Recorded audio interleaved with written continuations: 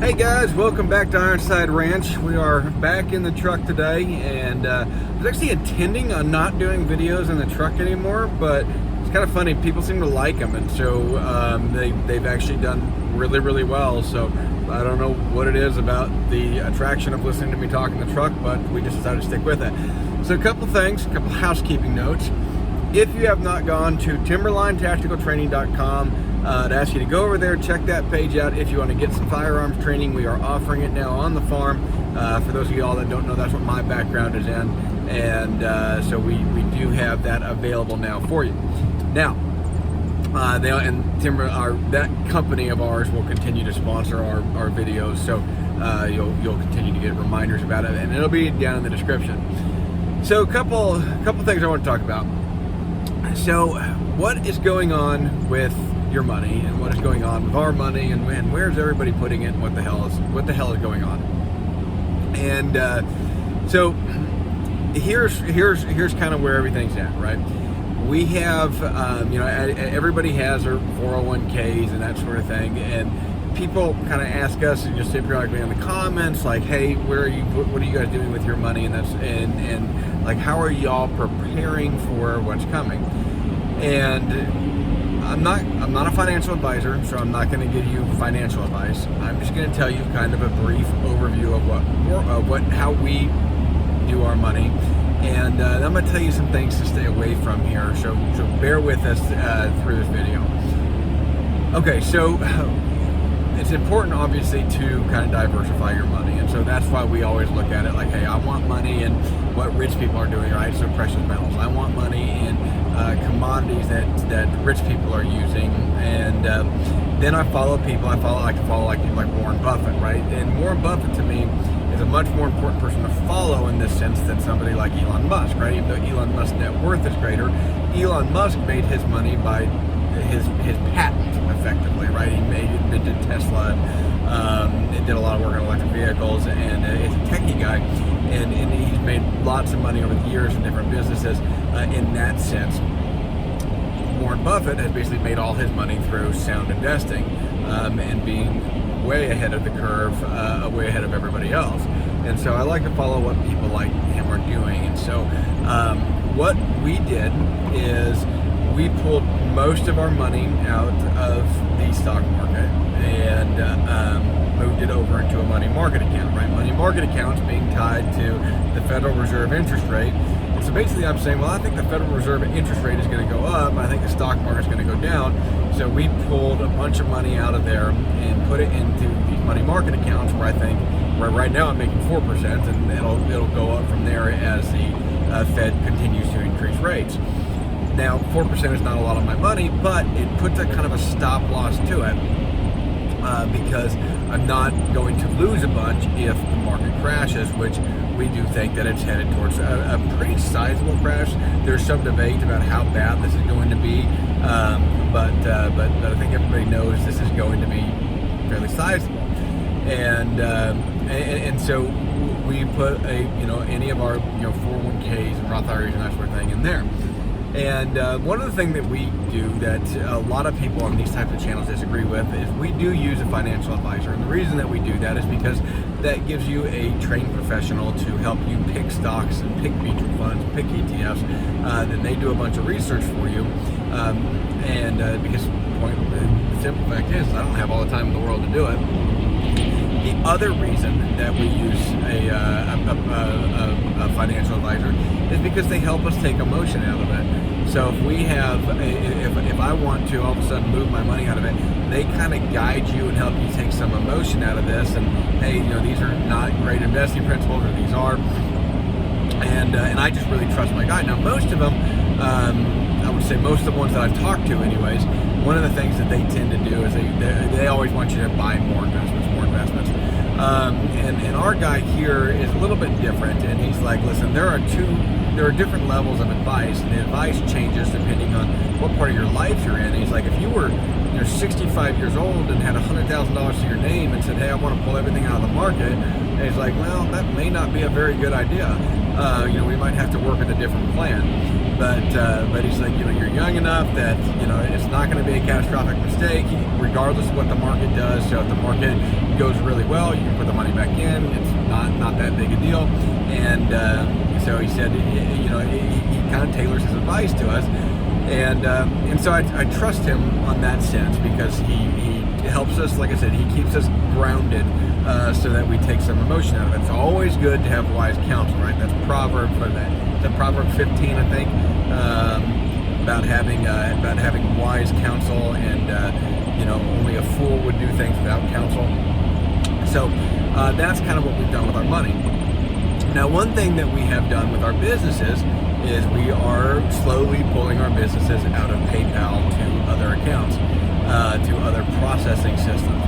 We've used PayPal for years for our inspection business, because of PayPal's been so easy to work with. Actually, it works with our software. It integrates with our software.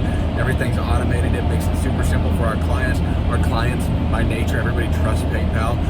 But ever since that little $2,500 whoopsie that PayPal did, we started looking at other alternatives. And so we've got a few other alternatives that we're moving to.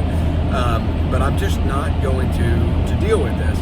Now, PayPal supposedly makes it notoriously hard to close business accounts with them.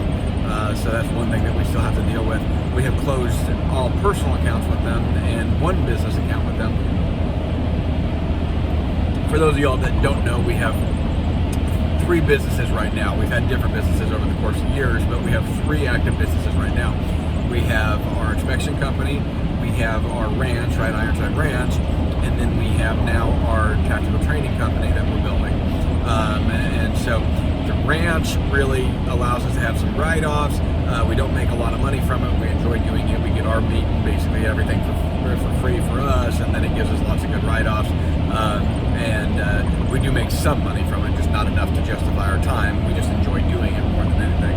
We will long-term make money on it.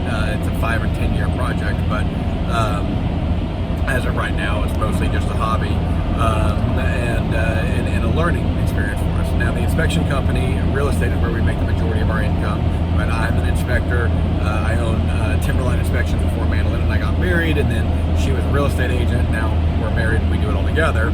But we own, like I said, Timberline Inspections, which is here in Birmingham, and we operate in Birmingham and in Montgomery, Alabama, and then we do commercial property inspections actually all over the state. So we're all over the state of Alabama for commercial properties. And we have a large team here working with us, and so we do these property inspections for real estate transactions, and that's how we make the majority of our income. And now we've opened up Timberline Tactical, which the goal is that over the next 18 months, Timberline Tactical will actually take over our main revenue source of income.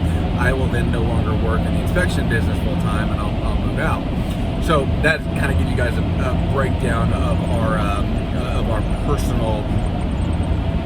I don't want to say like your assets and everything, but that's kind of how we do things and how we have things set up. And we view it as our business is our largest and most powerful asset. And so that's more powerful to us than a 401k or than a Roth IRA, is having businesses that we built. And our goal by the time we retire, we'd like 10 or 15 different businesses that we have built up or that we have bought into that are good, solid businesses where we own direct shares instead of derivatives. We're not publicly traded. We want private businesses. That's kind of our long-term goal. I don't know when we'll get there, but that's the goal. Between now and 70, that's where we want to be. So, a long way around saying that we pulled money out of PayPal in several of these businesses. We've got everything out except for the inspection business. And they didn't give us too hard a time closing the business accounts. I was listening to Appalachia Homestead the other day, and she said that they had a hell of a time getting their PayPal closed. And I'm assuming we'll have a similar issue with our inspection company. But we're moving money out of things that we can't control into things that we have more control of. And I liken this to driving a stick shift car versus like an automatic, right? Automatics in a lot of ways are more efficient, and the more they get better gas mileage. I know that used to not be the case, but I think it's true now that automatics generally get better gas mileage because they're a little bit more efficient in their timing and their gear change and everything. But it removes the control from you. And anybody that's ever towed, it's a lot easier to tow with something that's a stick shift. It's a lot easier to control fixed ship. And you can prepare for the hills that are coming up by downshifting. You can prepare for the hill that's you're about ready to go down by downshifting and slowing your engine down and turning your Jake brake on and all that good stuff. And the computers seem to struggle to do that, even with advanced as our artificial technology is. They seem to struggle with that stuff more and more and more. And so really what we have done for this year is we've operated our finances on one principle, and that's pulling the control back into our hands and leaving it less at the whim of the market. And that doesn't mean that we pulled everything out. Like I said, we pulled everything out initially, and then we slowly have been adding back into things that we think will do well during a crash, and that will likely do well regardless of the crash, right? Things like railroad stocks, because railroad is cheaper mile per mile, pound per pound to ship goods. I think railroad stocks will do well, because I think as things start to hurt more, one way that you can save money is on shipping, and I think businesses will start using that. This is what Warren Buffett saw that back in 2008 when he bought a bunch of it, that everybody else seemed to miss the boat on. Right, he had a large merger. I forget the name of the railroad that he bought, but had this large merger and picked up this railroad, and everybody told him he was crazy. Turns out he was brilliant. And so we kind of followed that advice. I think things like oil will go up in price, because I think that I think there's so many things in the way of it right now that I think that oil is going to drastically go up in price, especially as we see the decline of the petrodollar. So we're looking at oil companies that we can purchase into, or ETFs, right? I'm not an advanced enough investor to go look at individual stocks. I don't buy a lot of individual stocks. We look at like ETFs and mutual funds. So anyways, that's kind of what we're doing. So we're slowly adding things back in and making sure that we have some capitalization in the market for this stuff to go down. But what I wanted to do first off was move everything to a money market, so I could stop the bleeding as far as from our downshifting economy. Now, interesting thing, one final point. Heresy Financial did a video that there's one indicator out that actually says we could be at the bottom of a bear market, and I thought that was really interesting. I don't necessarily buy that. That's one indicator. There's a lot of indicators saying we're plunging lower, but there are some indicators out there saying things that can do well. So I don't necessarily want to pull everything out, but the bottom line is that the Fed is going to continue to raise rates, and raising rates is good for things like CDs and mutual funds and stuff like that. So if I get a CD that hits 8%, if we start seeing those numbers, man, I'll throw a ton of money in CDs. If we start seeing, like in the 70s, right, CDs paying 8 and 10%, yeah, why would you not put money in that?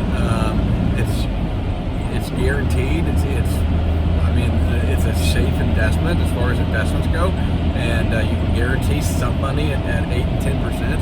I'll do that all day long. So obviously we want to make more, but that helps us capitalize on it. We don't throw everything into an investment that we think might make 20% or 15% or whatever.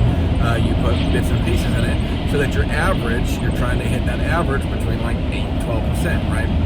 So that's the way that we look at it, and that's what we're doing. Like I said, it's not financial advice. I'm not a financial advisor. I'm just telling you kind of our general principles.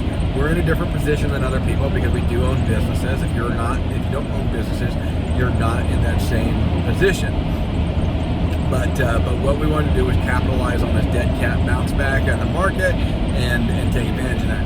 And I want you guys to think about getting your money into safer places. Getting your money, not storing money in PayPal, getting debt paid off, getting out of large mega banks that are set to do bail-ins and crashes and stuff like that. Diversifying your money across different spectrums. That's what I want you guys to consider. So, thanks again for watching, y'all. I really appreciate it. Make sure and check us out on Facebook, and then we've got TimberlineTacticalTraining.com as well as a Facebook page for that. So, I'll put some links below for y'all. Appreciate y'all watching. We'll talk to you guys later.